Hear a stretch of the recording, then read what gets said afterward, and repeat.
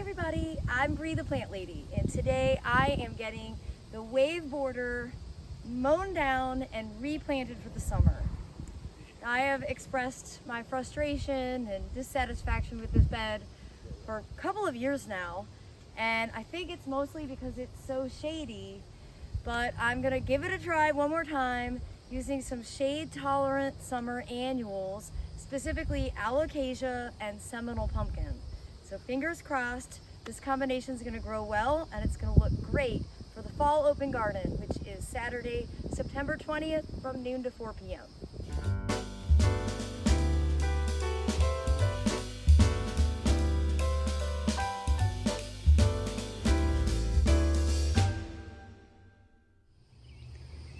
Well, it certainly looks a million times better cut back. And I didn't cut that section. Just let me show you up close.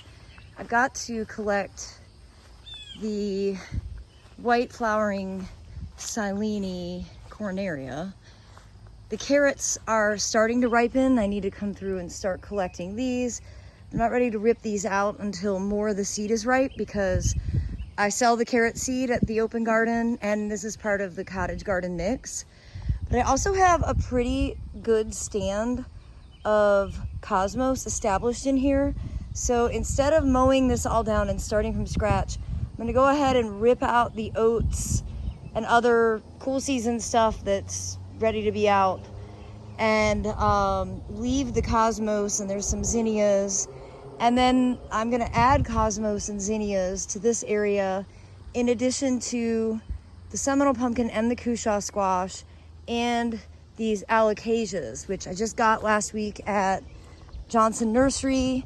I'm pretty excited about this. This is Metalhead, and there we go. I did this a few years ago with the Thailand giant colocasia, and alocasias are more tolerant of shade than colocasia, so I'm hoping that these will actually establish and thrive. But I'm definitely gonna have to be running some water because even with rain, this bed stays constantly dry, and that has been an ongoing issue, in addition to the fact that it's become very shady. So I brought up some veggie mix, and I'm gonna do those mounds for the pumpkins on either side.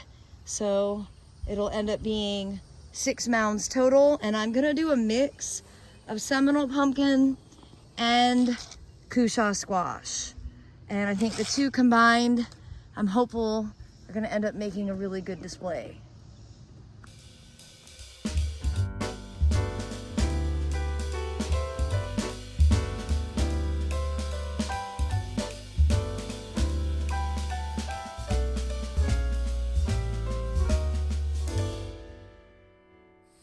Well, the critical component now for this to be a success is based off of my ability to keep it watered.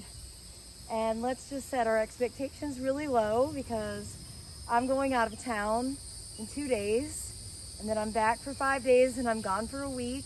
And that basically describes the rest of my summer. But I'm gonna try my best. I'm gonna have a sprinkler set up so it's easy to turn on. And well, I do look forward to sharing updates, so I hope you'll subscribe so that you can stay in the loop and see how the great wave experiment of 2025 will turn out. As always, thanks so much for watching, and happy gardening, everybody.